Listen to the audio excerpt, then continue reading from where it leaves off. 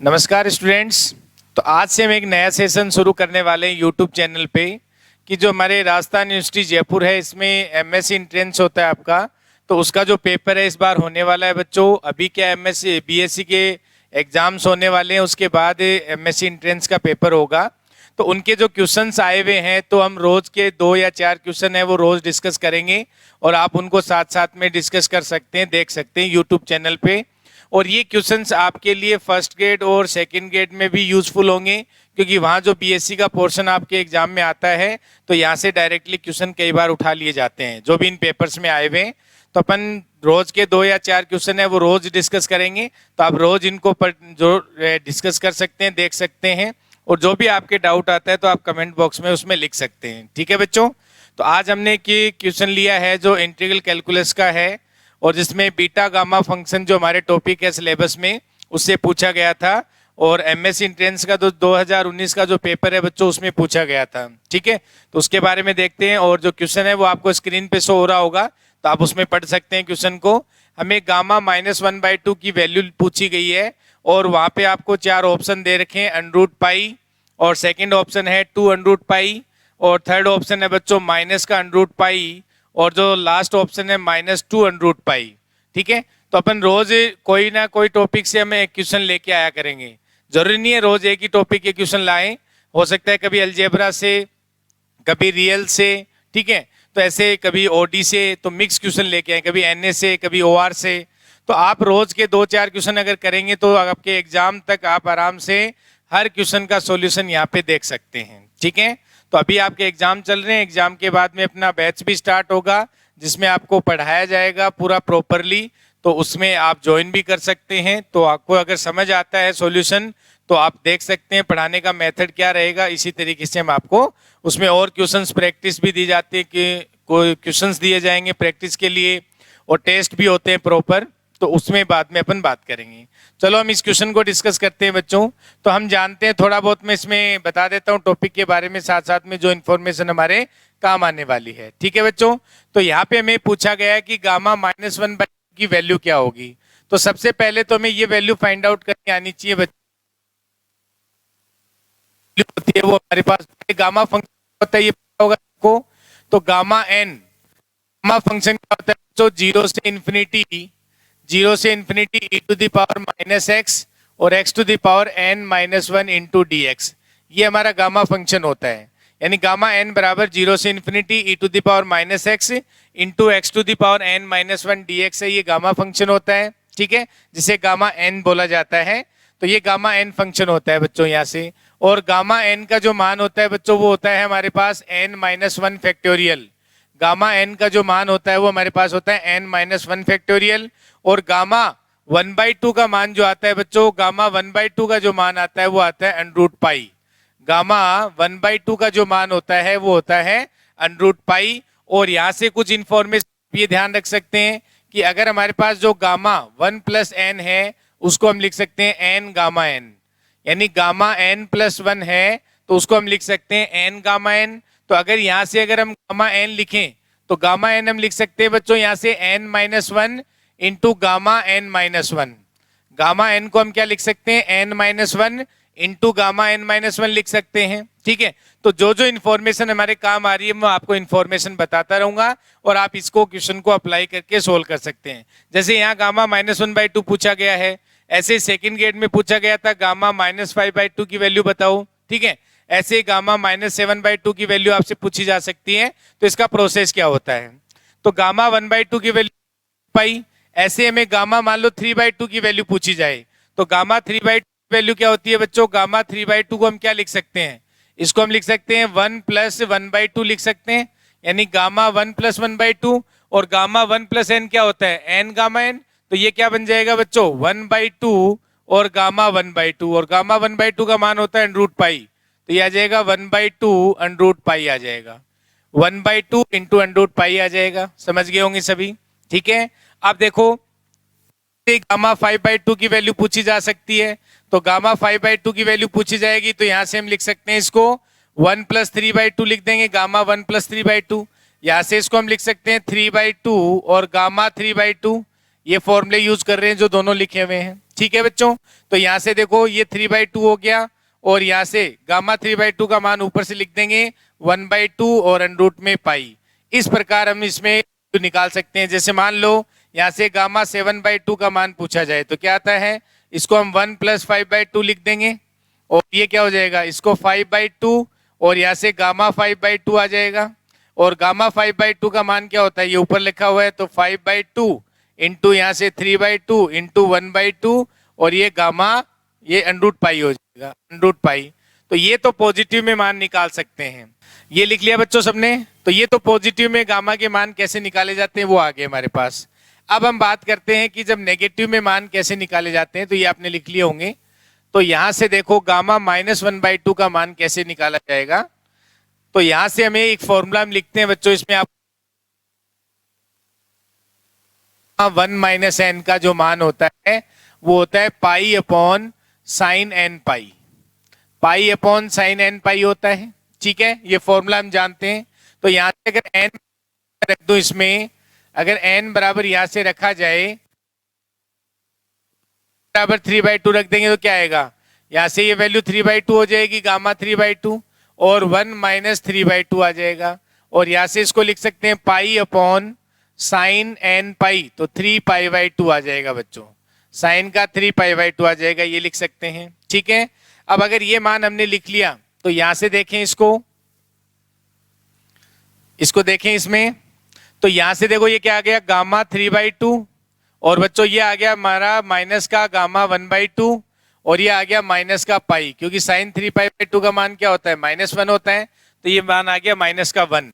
और यहां से हम क्या लिख सकते हैं, देखो ये गामा -1/2 हो गया, और गामा 3/2 का मान अभी हमने देखा था कितना होता है, √π/2 होता है। तो उसको इधर भेजेंगे तो क्या आ जाएगा, 2 और अपॉन में √π, और यहाँ से माइनस है और पहले से पाई रखा हुआ है, तो इसका मान क्या आ जाएगा, देखो यहाँ से ये √π आ जाएगा, तो -2 √π आ जाएगा।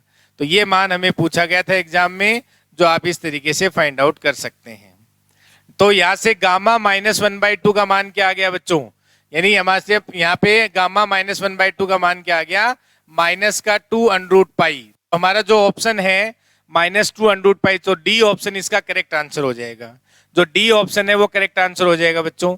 अब देखो बच्चों, यहाँ से अगर हमें गामा -3/2 पूछा जाता, गामा -5/2 पूछा जाता, तो कैसे फाइंड आउट करते हैं। तो आप इसमें से इस ट्रिक से क्या, गामा -1/2 का मान हमारे पास क्या आया, -2/1, और इंटू में √π लिख सकता हूं मैं। ऐसे गामा -3/2 का मान पूछा जाए तो इसको उल्टा कर दो, बस ये ध्यान रखो, याद रखने के लिए बता रहा हूं, वैसे फाइंड तो इसी मेथड से करते हैं। तो इसको हम ऐसे लिख सकते हैं बच्चों, देखो -2/3, और यहां से -2/1, और इंटू में √π आ जाएगा गामा -3/2 का मान।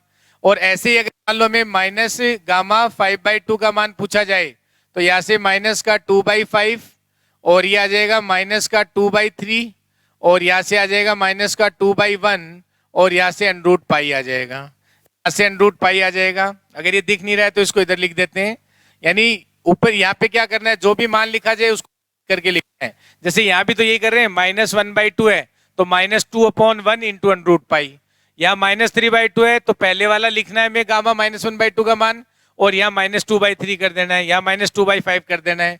ऐसे अगर मान लो गामा -7/2 पूछा जाए तो क्या हो जाएगा, -2/7 बच्चों, और यहाँ से -2/5, और ये -2/3, और ये -2/1, और ये √ में पाई आ जाएगा। इस तरीके से आप लिख सकते हैं।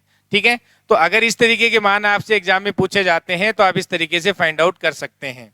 अगर आपको नहीं दिख रहे हैं तो आप एक बार इसको देख सकते हैं। इस इमेज को मैं नीचे कर देता हूं, देख सकते हैं आप। तो क्वेश्चन लिख लिया होगा ना सबने।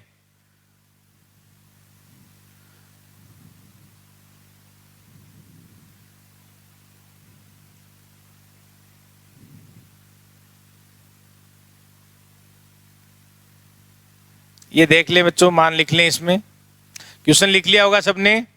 तो इस तरीके से देखो, पॉजिटिव में मान कैसे निकालते हैं वो मैंने बताया आपको, और नेगेटिव में गामा -1/2 का मान क्या हो जाएगा, -2/1, यानी -2/1 इंटू √π। फिर -2/3 इंटू -2/1 इंटू √ पाई, इस तरीके से आप मान निकाल सकते हैं। और ये क्वेश्चन आपके सेकंड ग्रेड और फर्स्ट ग्रेड और आपका जो RUMS एंट्रेंस है इसमें पूछे जा सकते हैं। इनमें से कोई भी आपको एक क्वेश्चन पूछा जा सकता है। ठीक है, तो लिखते हैं इसमें। अब नेक्स्ट क्वेश्चन देखते हैं बच्चों, लिख लिया होगा सबने। नेक्स्ट क्वेश्चन देखते हैं इसमें।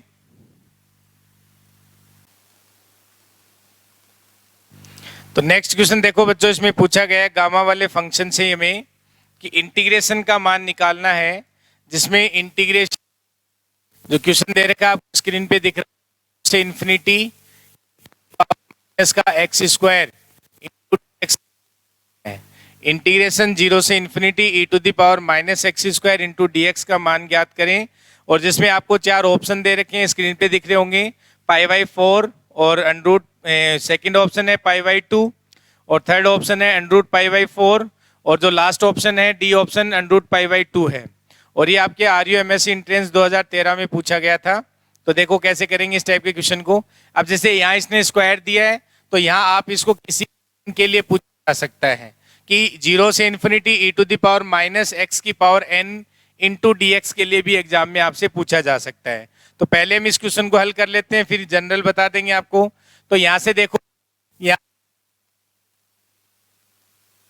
को क्या मान लेते हैं बच्चों, t मान लेते हैं। तो यहाँ से 2x इंटू डी बराबर क्या आ जाएगा, 2x इंटू dx बराबर dt आ जाएगा। तो अगर x² बराबर t है तो यहाँ से x का मान क्या आ जाएगा, x का मान आ जाएगा बच्चों t की पावर 1/2 आ जाएगा। x का मान क्या आ जाएगा, t की पावर 1/2 आ जाएगा।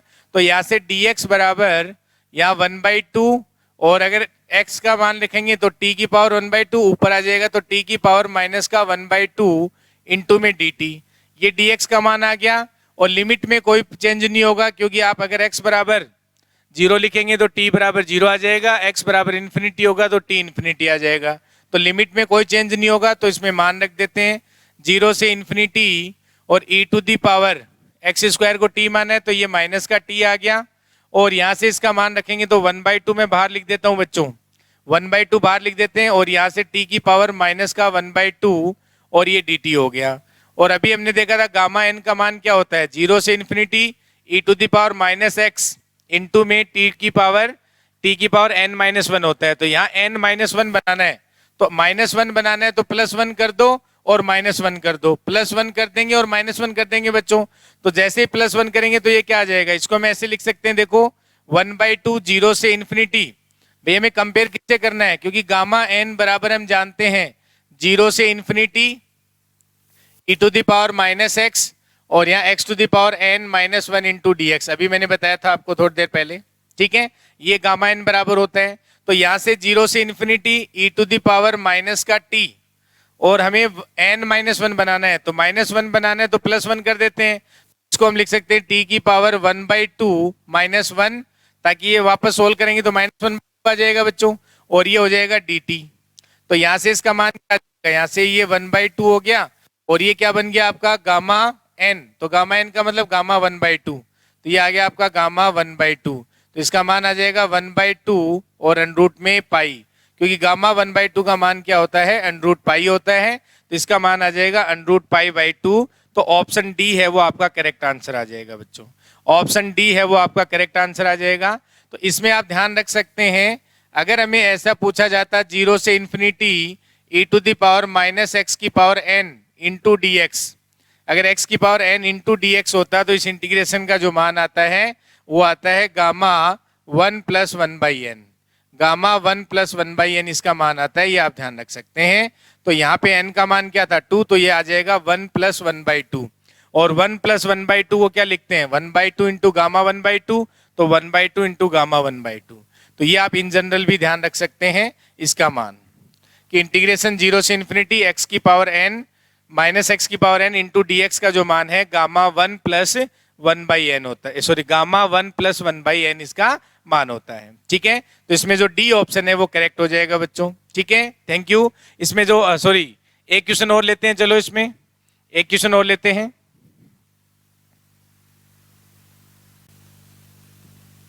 तो नेक्स्ट क्वेश्चन देखो बच्चों, डबल इंटीग्रेशन से पूछा गया था।